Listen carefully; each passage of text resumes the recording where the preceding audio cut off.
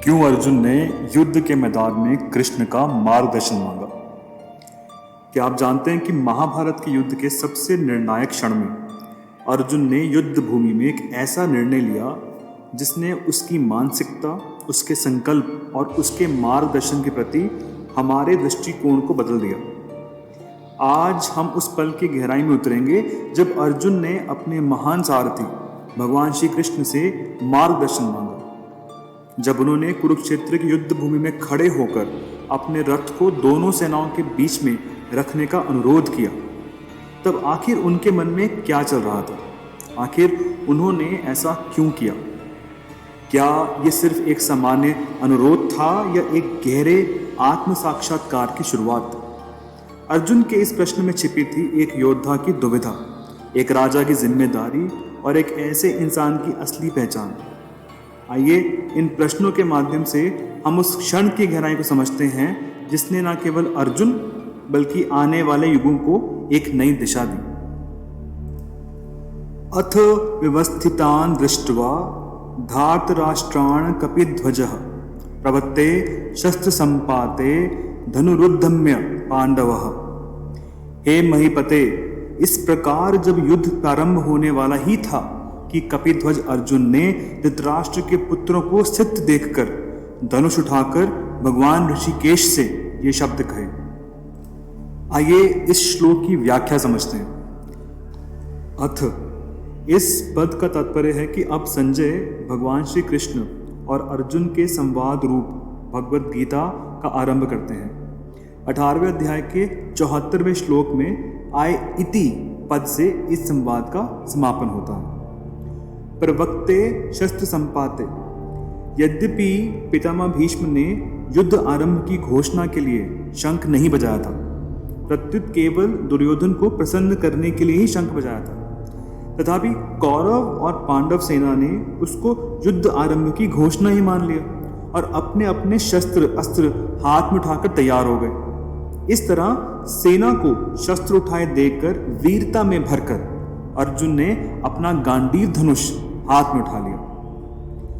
व्यवस्थितान् धार्तराष्ट्रान् दृष्ट्वा, इन पदों से संजय का तात्पर्य है कि जब आपके पुत्र दुर्योधन ने पांडवों की सेना को देखा तब वह भागा भागा द्रोणाचार्य के पास गया, परंतु जब अर्जुन ने कौरवों की सेना को देखा तब उनका हाथ सीधा गांडीव धनुष पर ही गया।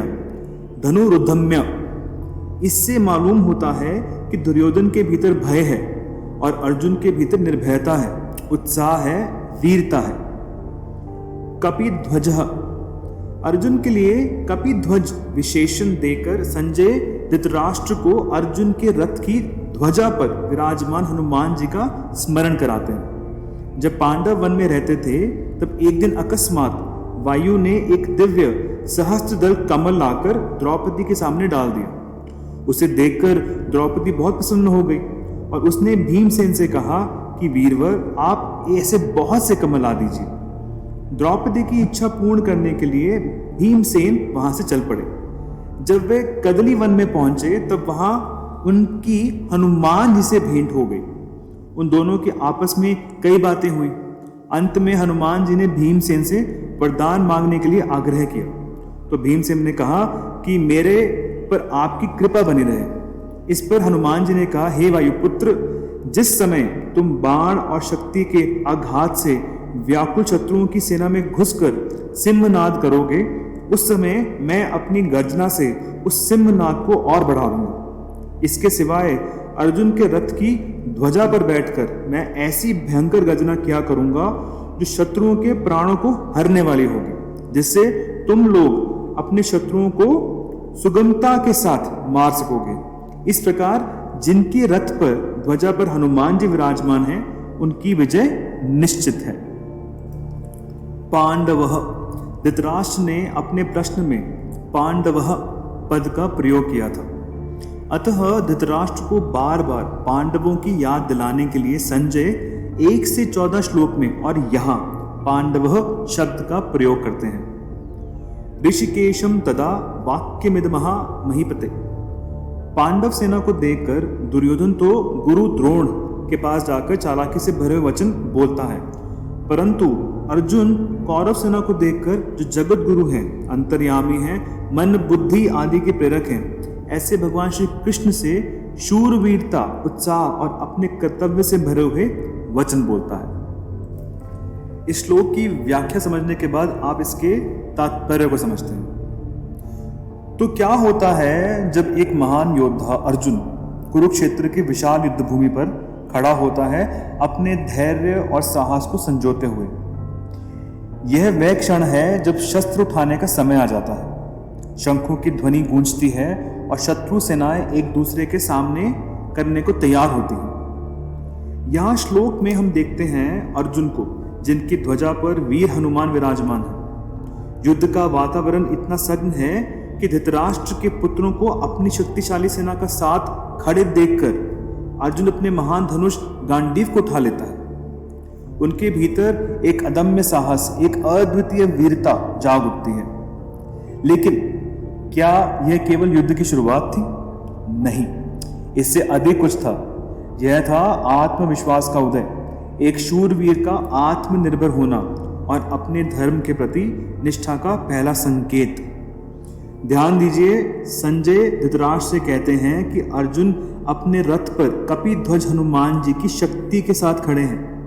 वह हनुमान जी जो भीम से वादा कर चुके थे कि वे अर्जुन के रथ पर विराजमान होकर उनके विजय को सुनिश्चित करेंगे। अर्जुन का धैर्य, हनुमान जी की उपस्थिति और उनके अपने बल के प्रति विश्वास, ये सब दर्शाता है कि विजय उन्हीं की होगी जो धर्म के मार्ग पर खड़ा है। ऋषिकेशम तदा वाक्यम इदमा महीपते सेनयो रुभ्योर्मध्ये रथम स्थापय मेच्युत यावदेतानिरीक्षेऽहं योद्धकूमान् वस्थितान् कैर्मया स योद्धव्यम इस्मिन् रण समुद्यमे। अर्जुन ने कहा, हे अच्युत, मेरे रथ को दोनों सेनाओं के मध्य खड़ा कीजिए, जिससे मैं युद्ध की इच्छा से खड़े इन लोगों का निरीक्षण कर सकूं कि इस युद्ध में मुझे किनके साथ युद्ध करना है। आइए इन श्लोकों की व्याख्या समझते हैं। अच्युत सेनया रुभ्योर मध्ये रथम स्थापते। दोनों सेनाएं जहां युद्ध करने के लिए एक दूसरे के सामने खड़ी थी, वहां उन दोनों सेनाओं में इतनी दूरी थी कि एक सेना दूसरी सेना पर बाण आदि मार सके। इन दोनों सेनाओं का मध्य भाग दो तरफ से मध्य था। सेनाएं जितनी चौड़ी खड़ी थी उस चौड़ाई का मध्य भाग, और दोनों सेनाओं का मध्य भाग जहां से कौरव सेना जितनी दूरी पर खड़ी थी उतनी ही दूरी पे पांडव सेना खड़ी थी। ऐसे मध्य भाग में रथ खड़ा करने के लिए अर्जुन भगवान से कहते हैं, जिससे दोनों सेनाओं को आसानी से देखा जा सके। सेनयो रुभ्यमर्ध्ये पद गीता में 3 बार आया है। यहाँ इस 21वें श्लोक में, इसी अध्याय के 24वें श्लोक में और दूसरे अध्याय के 10वें श्लोक में। 3 बार आने का तात्पर्य है कि पहले अर्जुन शूरवीरता के साथ अपने रथ को दोनों सेनाओं के बीच में खड़ा करने की आज्ञा देता है। फिर भगवान दोनों सेनाओं के बीच में रथ को खड़ा करके कुरुवंशियों को देखने के लिए कहते हैं, और अंत में दोनों सेनाओं के बीच में ही विषाद मग्न अर्जुन को गीता का उपदेश देते हैं। इस प्रकार पहले अर्जुन में शूरवीरता थी, बीच में कुटुंबियों को देखने से मोह के कारण उनकी युद्ध से उबरती हो गई, और अंत में उनको भगवान से गीता का महान उपदेश प्राप्त हुआ, जिससे उनका मोह दूर हो गया। इससे यह भाव निकलता है कि मनुष्य जहां कहीं और जिस किसी परिस्थिति में स्थित है, वहीं रहकर वह प्राप्त परिस्थिति का सदुपयोग करके निष्काम हो सकता है, और वहीं उसको परमात्मा की प्राप्ति हो सकती है। कारण कि परमात्मा संपूर्ण परिस्थितियों में सदा एक रूप में रहते हैं। यावदेतानिरीक्षेऽहं रण समुद्यमे। दोनों सेनाओं के बीच में रथ कब तक खड़ा करें? इस पर अर्जुन कहते हैं कि युद्ध की इच्छा को लेकर कौरव सेना में आए हुए सेना सहित जितने भी राजा लोग खड़े हैं, उन सब को जब तक मैं देख ना लूं तब तक आप रथ को वहीं खड़ा रखिए। इस युद्ध के उद्योग में मुझे किन किन के साथ युद्ध करना है, उनमें कौन मेरे समान बल वाला है, कौन मेरे से कम बल वाला है और कौन मेरे से अधिक बल वाला है, उन सबको मैं जरा देख लूं। यहां योद्धु कमान पद से अर्जुन कह रहे हैं कि हमने तो संधि की बात ही सोची थी, पर उन्होंने संधि की बात स्वीकार नहीं की क्योंकि उनके मन में युद्ध करने की ज्यादा इच्छा थी। अतः उनको मैं देखूं कि कितने बल को लेकर वे युद्ध करने की इच्छा रखते हैं। आइए इन दोनों श्लोकों का तात्पर्य समझते हैं। अर्जुन ने एक ऐसा कदम उठाया जिसने उनकी मानसिकता को स्पष्ट रूप से उजागर किया।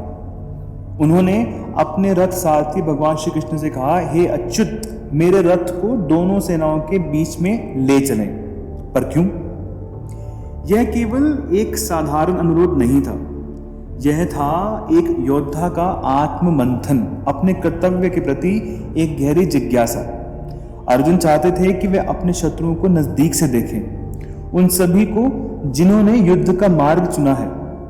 उन्होंने श्री कृष्ण से मार्गदर्शन मांगा उस क्षण जब वे अपने सामने आने वाली चुनौती को सही रूप से देखना चाहते थे। यह दिखाता है कि जीवन के कठिन मोड़ पर जब हम संघर्ष की तैयारी करते हैं तब हमें अपने मार्ग को स्पष्ट रूप से समझना चाहिए। अर्जुन का यह निर्णय हमें सिखाता है कि किसी भी लड़ाई से पहले स्थिति का सही मूल्यांकन करना कितना महत्वपूर्ण है। और फिर अर्जुन ने एक और महत्वपूर्ण बात कही, हे कृष्ण, जब तक मैं उन योद्धाओं को देख ना लूं जो युद्ध के लिए खड़े हैं, तब तक मेरा रथ यहां खड़ा रखिए। उन्होंने कहा, मुझे देखना है कि मैं किसके खिलाफ लड़ने वाला हूं, कौन मेरे समान बलशाली है और कौन मेरी शक्ति से अधिक है। यही वह पल था जब अर्जुन ने अपनी आंतरिक शक्ति, साहस और अपनी दृष्टि को स्पष्ट किया। यहां हमें एक बहुत बड़ी सीख मिलती है। जब हम जीवन की किसी भी बड़ी लड़ाई में होते हैं तो हमें यह समझना चाहिए कि हमारे सामने क्या चुनौतियां हैं। हमें न केवल अपने विरोधियों को देखना चाहिए बल्कि यह भी समझना चाहिए कि हमारे पास क्या शक्ति है, क्या कमजोरी है और हमें किस दिशा में बढ़ना है।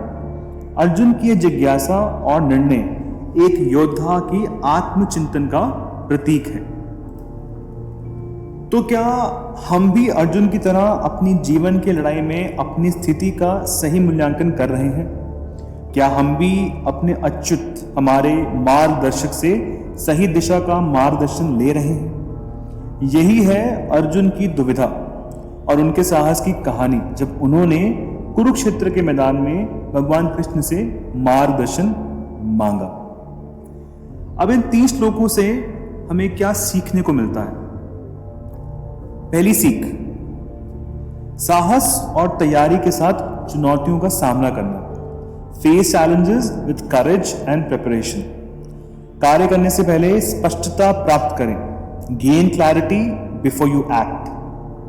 अनिश्चितता के समय में मार्गदर्शन की सहायता लें। Seek guidance in times of uncertainty. स्थिति और प्रतिद्वंदियों का मूल्यांकन करें। Evaluate the situation and opponents. स्पष्ट दृष्टि और उद्देश्य बनाए रखें। Maintain a clear vision and purpose. तो अब आप तैयार हैं जानने के लिए कि आगे इस महायुद्ध में क्या होने वाला है।